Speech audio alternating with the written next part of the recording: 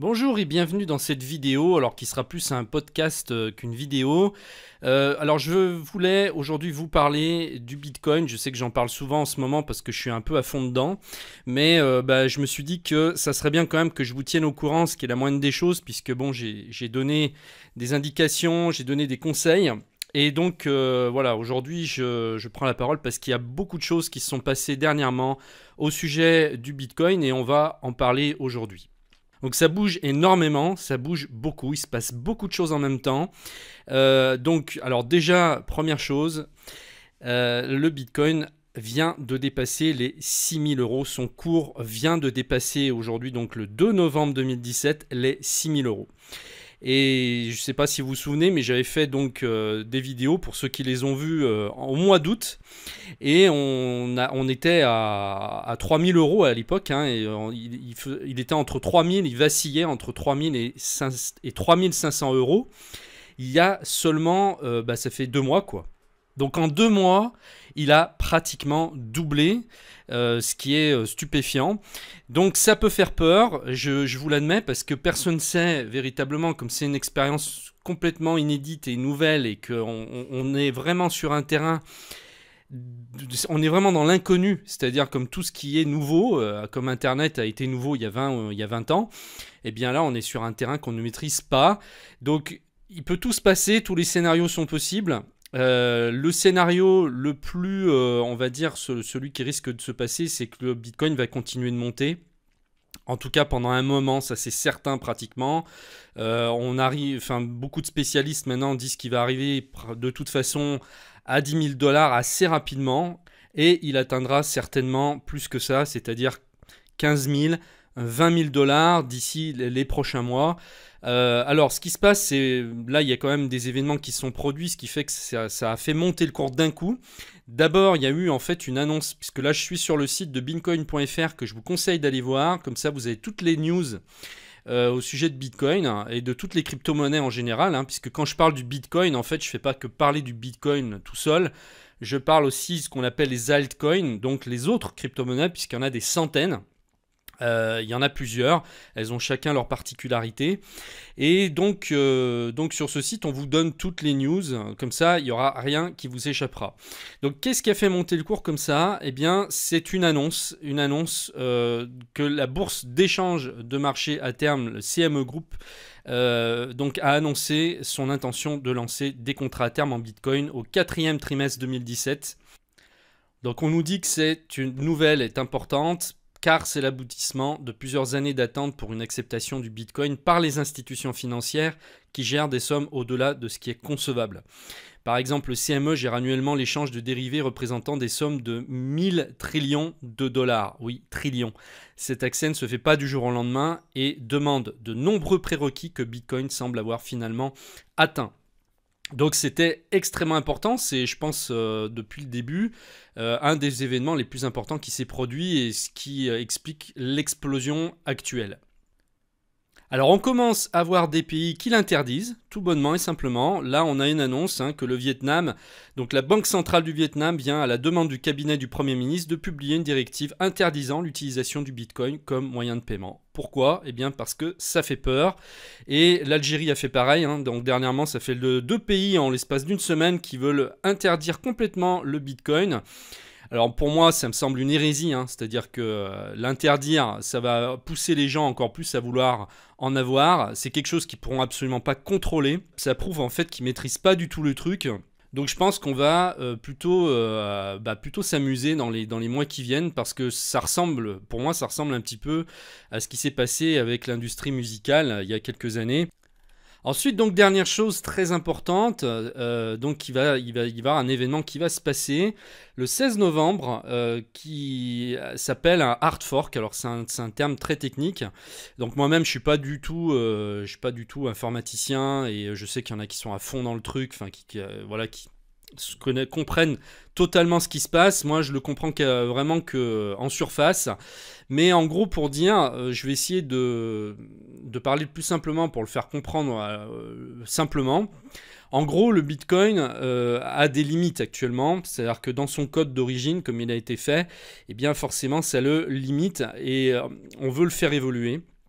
et on veut augmenter la taille des blocs pour pouvoir, en gros, qu'il y ait plus de transactions qui puissent passer chaque journée, puisqu'il y a une limite de transactions telle qu'il est conçu à la base, et donc Bitcoin va sans cesse devoir avoir des améliorations pour pouvoir, ne serait-ce que déjà, supporter plus de transactions. Donc là, on est en train de le faire évoluer, et donc on va créer, si vous voulez, un deuxième Bitcoin le 16 novembre. Alors ça a déjà eu lieu, hein, ça s'appelle des forks. Hein. Bon, vous regarderez, il y a toutes sortes de vidéos et d'explications sur internet de ce que c'est. Hein. Il y a des gens qui vous l'expliquent, hein, des gens qui connaissent mieux que moi techniquement.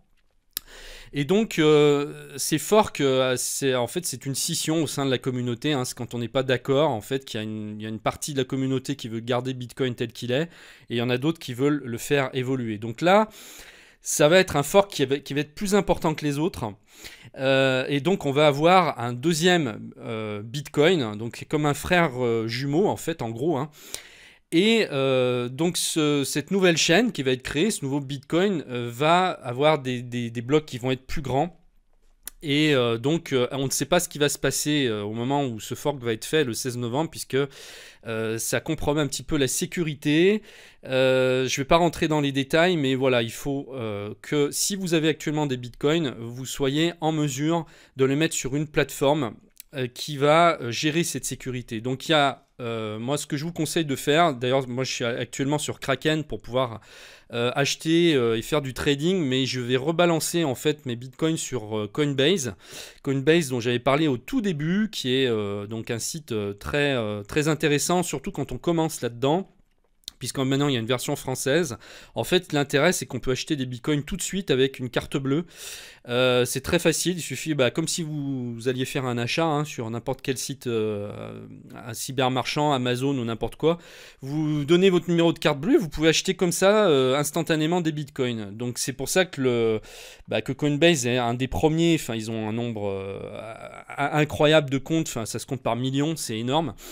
Et en tout cas, le truc, c'est que c'est très simple d'en acheter sur cette plateforme. Et donc là, ils viennent d'annoncer qu'ils veulent donc sécuriser pour ce fork. Et donc, alors là, ça va être très important. Écoutez bien ce que je vais vous dire.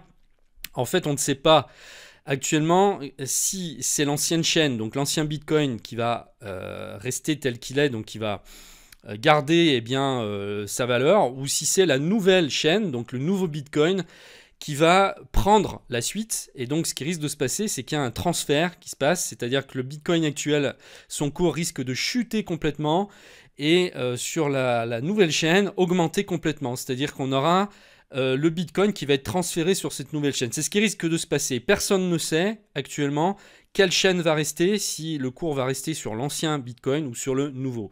Donc il y a de très gros risques à ce moment-là, et si vous avez des Bitcoins, il va falloir vraiment surveiller. Alors ça ne concerne que le Bitcoin, ça ne concerne pas les autres crypto-monnaies. On est bien d'accord que si vous avez des Ethereum, si vous avez des Litecoin, si vous avez d'autres monnaies, hein, d'autres crypto-monnaies, ça ne va pas les impacter. Ça ne concerne que le Bitcoin. Alors la bonne nouvelle là-dedans, c'est que si vous êtes sur la bonne plateforme, ou si vous mettez vos bitcoins au bon endroit au bon moment, et ça je vous conseille d'aller vous renseigner parce que j'ai pas la liste en tête, et donc vous allez trouver, alors Coinbase en fait partie, c'est-à-dire que Coinbase promet de sécuriser toutes les transactions à ce moment-là, donc vous ne risquez rien si vous avez votre bitcoin sur cette plateforme, et donc vous allez pouvoir bénéficier de la même somme d'argent que vous avez en Bitcoin sur la deuxième chaîne. C'est-à-dire que ça va dupliquer. Alors ça paraît bizarre, hein, parce qu'on se dit mais c'est quoi ce délire? Ça fabrique de l'argent, enfin voilà, je double mes bitcoins. En fait oui, techniquement c'est ce qui va se passer. Pour dire, si vous avez, je sais pas moi, 3 bitcoins par exemple actuellement sur une chaîne, enfin sur la chaîne actuelle du Bitcoin, eh bien vous allez aussi, ça va être répliqué sur la deuxième chaîne, et vous allez vous retrouver en fait avec le double, c'est-à-dire 6 bitcoins. Donc ça paraît complètement incroyable, hein, parce qu'on se dit mais je reçois de l'argent gratuitement. En fait, un peu oui. En fait c'est un peu ça. Vous allez recevoir de l'argent, ça va doubler en fait. Alors ce qui par contre va se passer, c'est que les deux chaînes vont pas avoir la même valeur. Hein, on va pas se retrouver avec, si là actuellement donc le Bitcoin est à 6000 euros. S'il est encore à ce prix-là, ou même s'il est plus cher au moment où ça va se faire, donc dans 15 jours, on va dire qu'il est à 6000.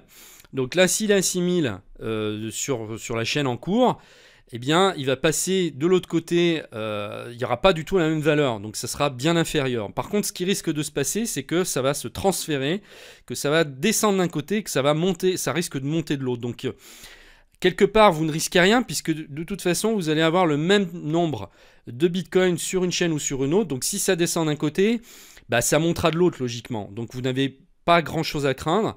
Par contre, si vous êtes assez rapide, si vous voyez, si vous arrivez un petit peu à anticiper ce qui se passe, eh bien vous pouvez revendre à temps les bitcoins que vous avez sur une chaîne qui a encore pas mal de valeur pour finalement aller sur la chaîne qui va remonter. Ce qui fait que vous allez gagner comme ça en fait de l'argent, vous allez gagner des bitcoins. Donc je sais pas si mon explication a été claire, c'est un peu c'est pas évident d'expliquer ces trucs techniques et ça paraît complètement farfelu et pourtant c'est réel, je vous assure que c'est réel. Et de toute façon, le Bitcoin peut être transféré en euros ou en dollars, donc c'est vraiment de l'argent, c'est pas des trucs qui n'ont aucune valeur, bien au contraire, c'est de l'argent, vous pouvez le transférer en euros tout de suite après si vous voulez. Donc c'est important, et si vous avez des Bitcoins aujourd'hui, eh bien renseignez-vous. Donc là, moi j'ai reçu un email de Coinbase ce matin qui explique bien ici qui vont mettre toutes les sécurités en place et qu'ils le disent là, si vous avez 5 bitcoins stockés sur Coinbase avant le fork, donc avant le 16 novembre, vous aurez 5 bitcoins donc, sur la chaîne. Alors ça va s'appeler Bitcoin 2x, donc le terme c'est Segwit2x, ce fork s'appelle Segwit2x et eux ils vont le renommer Bitcoin 2x. Voilà, donc si vous avez 5 bitcoins actuellement, eh bien vous aurez également 5 bitcoins sur la deuxième chaîne Bitcoin 2x. Donc là, ils expliquent également qu'ils vont désactiver les achats, les ventes, les envois et les réceptions de bitcoin pendant approximativement 24 heures pour pouvoir sécuriser le réseau à ce moment-là. Donc, et ensuite, dès que la phase un petit peu délicate sera passée, vous allez pouvoir de nouveau faire vos transferts et Coinbase s'engage à mettre toute la sécurité qu'il faut pour pas qu'il y ait de problème à ce moment-là. Voilà, donc c'est tout pour aujourd'hui. Donc j'espère voilà, cette vidéo vous sera utile. Si vous n'avez toujours pas mis d'argent dans le Bitcoin, ce que je peux comprendre parce que ça fait peur, et puis on entend beaucoup de conneries, on entend énormément de conneries même de la part des journalistes qui parlent du Bitcoin tout en sachant pas de quoi ils parlent. En fait, là sur Europe 1 dernièrement, il y en a un qui a annoncé par exemple que voilà, il fait du sensationnel, attention, c'est la folie, mais que ça va se finir très mal. C'est ce qu'il dit à la fin, il dit que ça va se finir très mal, comme si, bien sûr, il était voyant et qu'il savait ce qui allait se passer. Donc ça me fait un peu rire, parce que, en fait, personne ne sait ce qui va se passer, et les défenseurs du Bitcoin, et certains analystes disent qu'il ne s'agit pas d'une bulle, parce qu'évidemment, là, la grande mode en ce moment, c'est de dire qu'il s'agit d'une bulle et que ça va faire comme la crise des tulipes en je ne sais plus quel siècle, machin, voilà, ils reprennent toujours cet exemple des tulipes comme si, en fait, 3 siècles après, les choses n'avaient pas changé, enfin que ça allait refaire comme s'il y a 3 siècles en arrière. Donc pour moi, c'est vraiment de la, excusez-moi, mais de la malhonnêteté intellectuelle, pour moi, je trouve. C'est au moins qu'on garde ses réserves, mais qu'on ne dise pas que ça va mal se finir, forcément mal se finir, on n'en sait rien. Donc voilà, mais ne vous faites pas... Alors n'écoutez pas, ne soyez pas trop optimistes, ne soyez pas trop enthousiastes, c'est-à-dire ne mettez pas le gros paquet dans l'excitation, mettre plein d'argent sur Bitcoin parce qu'on ne peut jamais savoir ce qui va se passer, mais n'écoutez pas non plus tous les gens, les journalistes qui vous disent que ça va s'écrouler, parce que c'est pas vrai non plus. Donc voilà, il faut essayer de se faire sa propre idée.